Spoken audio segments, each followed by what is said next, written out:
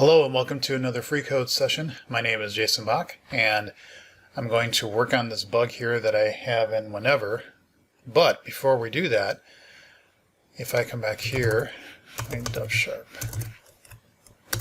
I'm currently working on a branch, and this actually is the reason I found the bug in the first place, because I wrote this test and for some reason when I ran this, that's when I found out, oh, I have a bug. And it's interesting because, at least I find it interesting, that once again, unit tests save my butt. They are a good thing. The reason I say this is because while I've been writing all these tests, just closing out some windows over here. There we go. While I've been writing these tests, I've discovered a couple of issues. One of them was how, let me show this because I think it's pretty important. Actually, I can probably just,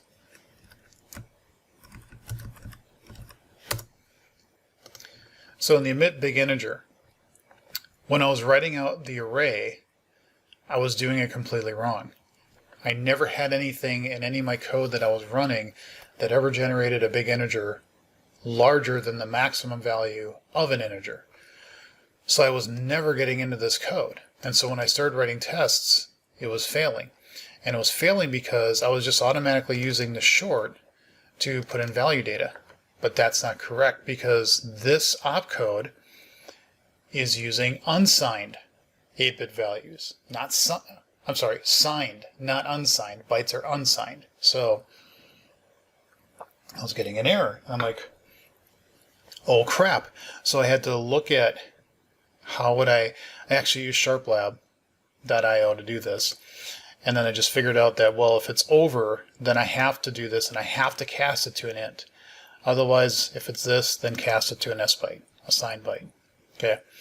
And then everything worked. So this was a case where having tests saved me. And then I also put in these special cases, whereas if I get a 0 or a 1, then I can just emit the 0 or the 1. I don't have to construct it. I can just reference the property. So those were special cases, but I thought I'd throw them in anyway. And then since I had tests around what I've already been doing, I could put these in there.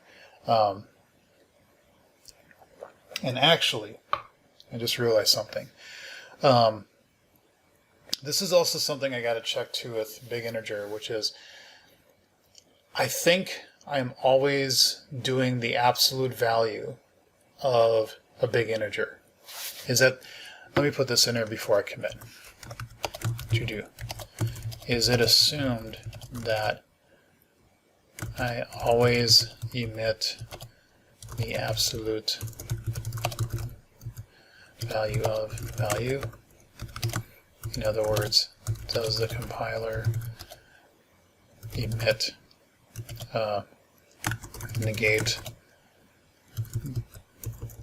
before he calls this, and provides the absolute value for me? What are the assumptions? Okay, so I want to make sure I don't forget that because I'll probably put that in as another bug, or at least a thing to clarify. And then down here, to do, only need to check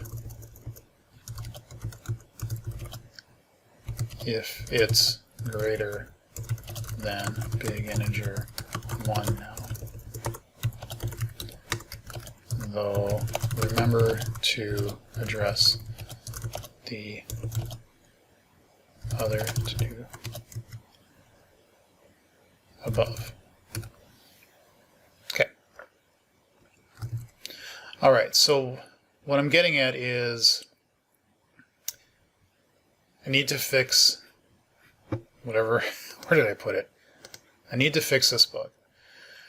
This also, I think, is another, this is one I thought I fixed before, but there was this feeling in the back of my head that I hadn't quite fixed it, because if you run this line here first, what that should do is remove this, and it should just go away.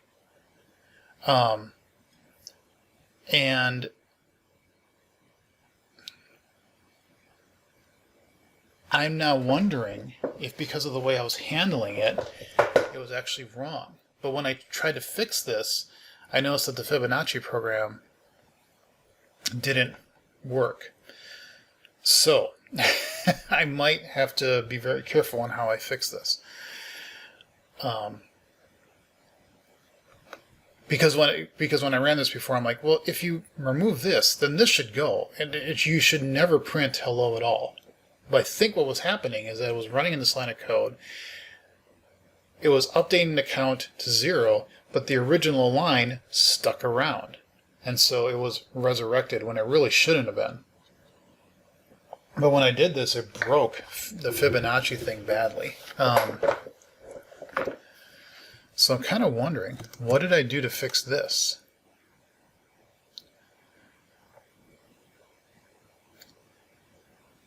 Yeah, because this doesn't really fix it. It just returns this, but it's not addressing the real problem, which is what I saw before. Okay. Good reason why having your branches is, having all this history actually helps. So that's kind of cool. All right. So what I need to do is we're first going to run all the tests. And once I'm sure that all the tests are passing, I'm going to commit the branch I'm on right now, which is writing more unit tests. I don't have anywhere near as many as I should, but either I keep this branch around, create a new branch off of, well, I could create a branch off of this, but I always create a branch off of master when I'm fixing stuff. And I could have created a branch off of this, fix this issue that I'm about to fix, and then commit that back to this one and continue writing unit tests.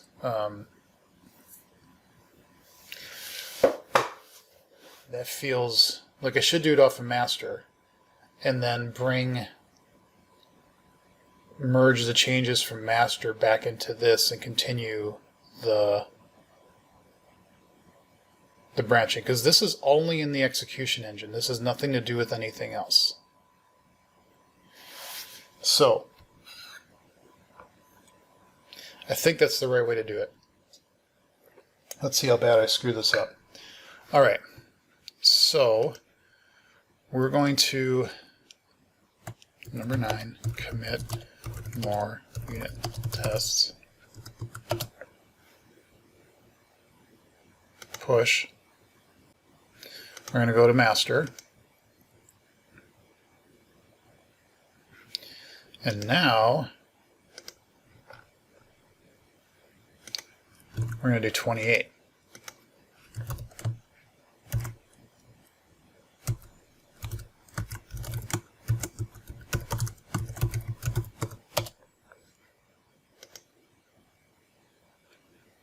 Publish.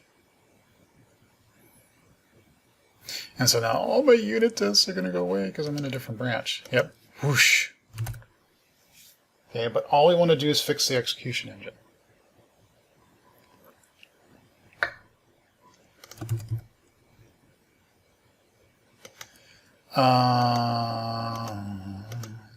Okay. No, not engine exception. We don't want that. I think what I want to do here is, when you go through the line here, you just run this, okay? And then you break, okay? I would imagine, because you want to grab the line out from whence you were. Var found line is equal to big integer 0. Because we have to have lines that have at least a number of, found line is equal to line dot identifier. So then we're going to do this. And then when we come out of here, we're going to say var executed line is equal to this dot lines at found line. And then we're going to do this. Okay? So now we say executed line is this. Yeah, the identifier shouldn't change, so I don't know why I'm doing that.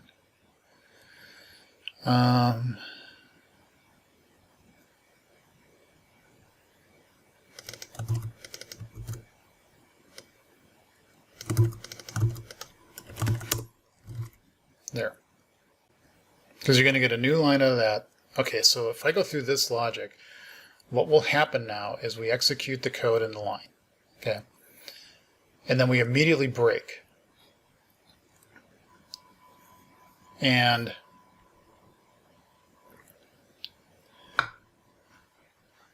we should say if found line is greater than big integer 0, then we do all this, because that was in here, and then we do the current line count. And we come back then up to while. Okay. So we should always find a line. I mean, I don't know why I'm doing this, but whatever. So, in fact, let's take this out, because you should always find a line. If you don't, something's wrong. Okay, so in the case of 1, 1, we find the line, we update it, now that's 2, so we come here, the executed line is 2, we now update the count and put it back to 1. So if I run without changing anything else, let me grab this. So let's see. If I do 1, 1, run, it should never finish. Good. If I do run file this, that works. Run file that. That now works as well. That didn't break. Good. What did I think broke before? Yeah, Fibonacci still works. So this actually addressed that. And then this. Unfortunately, I can't paste in multi-line.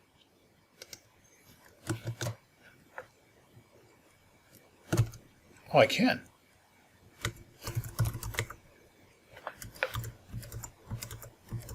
But now I'm getting the it's always 2. Oh, there was a 3.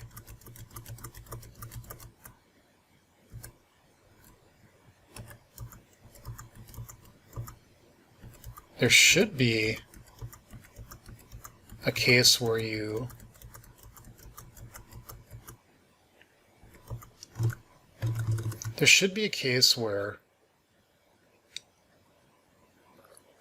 it runs the first line.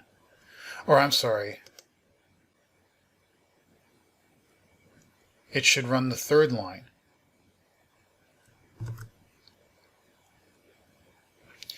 You know what? I'm going to debug this and force generated to be find the third line, because I want to see what happens.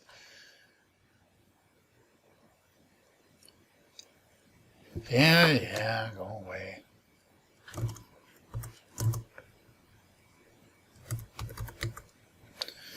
So let's generate it.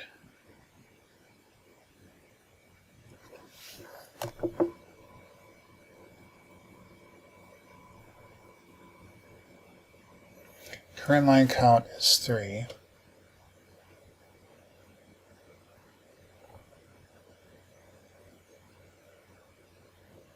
For lines and lines values, where the count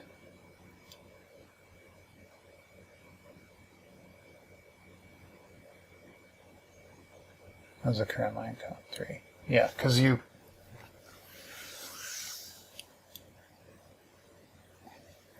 got to take into consideration the number of a line, the count of the line,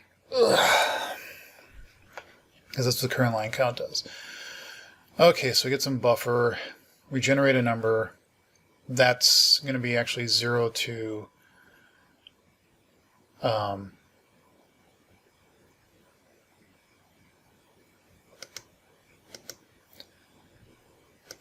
and then you mod it, yes, because it's 3, so you don't know what that's going to be. So you make sure that it's less than that. Okay. So we get a generated number of 0. Whatever this is, I don't know. What is this? I'm kind of curious. It's 102. 102 divided by 3 is, it's an even, yeah, so you get 0. Okay. So, current lower bound would be 0. The line count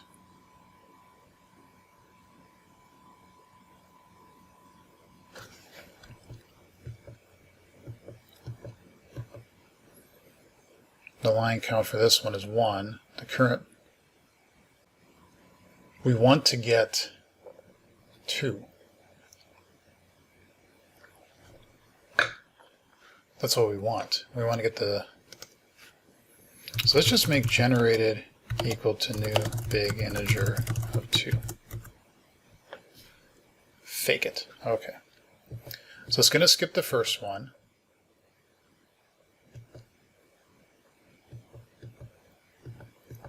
It should skip the second one. We should get the third one. Okay. So the found line identifier is 3. We run the code. Now if we look at this lines, the 3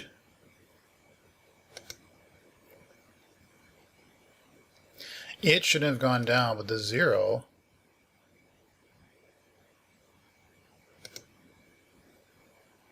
its count is now 0.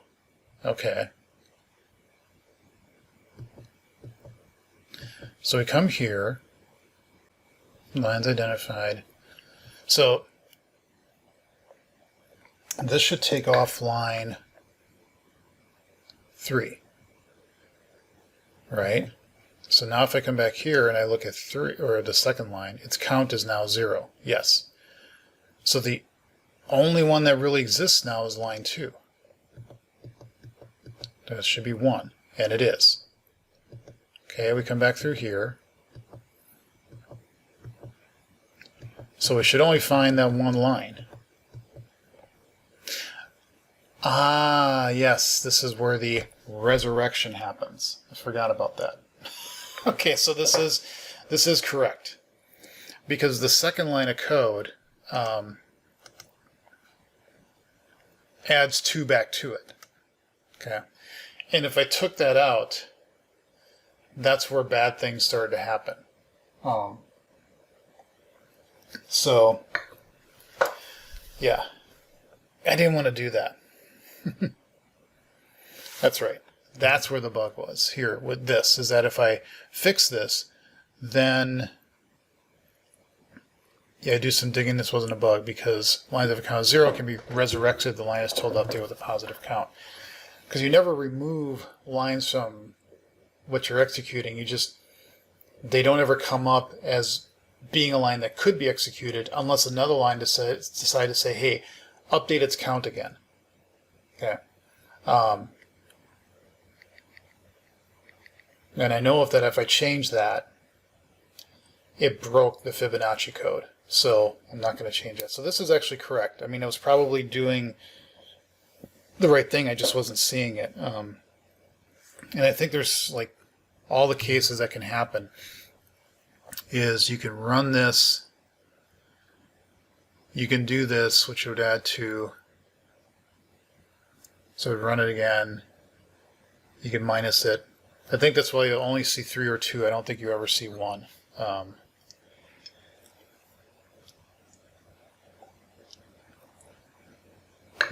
Okay. All right, I think I fixed the bug with the program stopping when it shouldn't have stopped. Okay.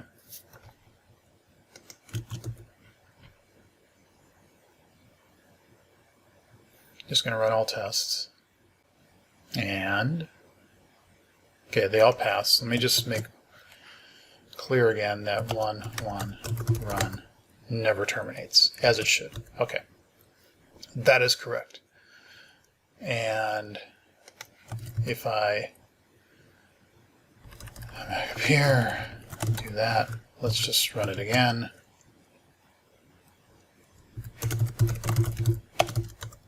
Yep.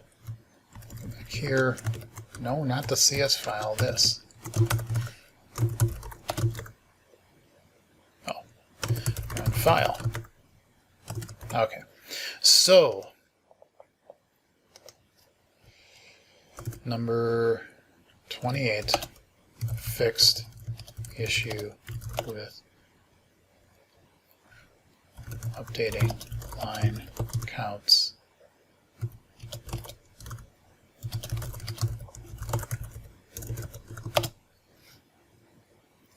All right, so we're going to push this. Let's see if I can do all the gets correctly. So I did that. We're going to come to master. We're going to branch. We're going to merge into the current branch this fix. Okay? Push that. Now I could merge the 28 into the 9, but I actually want to, I don't know, whatever I'm going to pick is wrong. So we're going to do 28. We're going to say delete. Yes, delete. So now we've got it in master. So if I come back here, this should now be fixed. I can close the issue. Okay. I still got my more unit tests. Okay. So if I go into more unit tests, now I should say branch, merge into current branch. So merge master into here. And so now if I come back here, this is all fine. Because I'm in more, I merged this in, and if I look at my compiler tests, yeah, like I have IL processor extension tests, like I did not have before. Okay. So let's see if we build, and we do. Let's run all our tests. And this shouldn't have really updated anything. I can push to origin just to make sure I said it. This now, the origin now has the thing I pushed in here. See if all the tests run. And they do. Just because I'm a paranoid person. Run file. That. Yay. Nope. Run file. That. And yay. And let's do one more. 1. Yeah. And you don't die. Good. Okay. So let's push this up. And we're back to normal. So it actually worked the way I expected it to.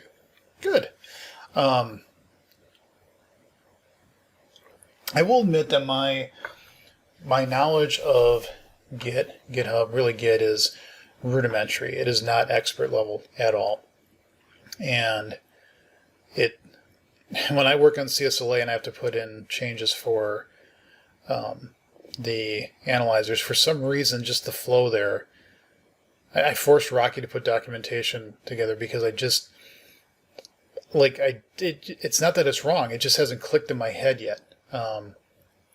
And I don't know why. I get that there's the repository there and I've forked it and I need to make sure that my fork is updated, and then I need to make a branch off of that and push that. But somewhere my brain just, I gotta someday just visually write it down. And I think I tried to have Rocky do it once and I couldn't because Rocky's writing is horrible. So what I should have done, what I really should have done is I write it down myself and go with them, okay, this is what I think is happening. Is this true? And that's really the way you learn, is by you trying to do it. If somebody explains it to you, it's fine. But what you need to have is somebody come back to you and say, okay, restate what I just told you. And yes, you can just regurgitate what somebody said, and it doesn't mean you understand it. But now you describe what I just tried to teach you. Because if you can't, then either one or two things just happen. One, you weren't paying attention, or you just don't get it. And or two, I didn't explain it well enough. And I need to try to do a better job. So, in any event, I'm getting better. This shows where it's getting better. I don't do stuff in the command line.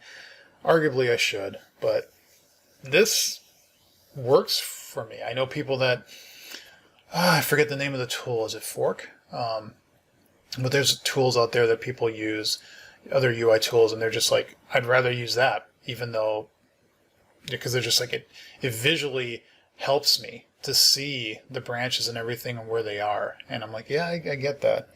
That makes sense. I understand where, I really, really do, where people say doing stuff in the command line, in a set amount of cases, and you can argue if the set's really large or really small, makes you quicker. Totally get that. And that makes a lot of sense.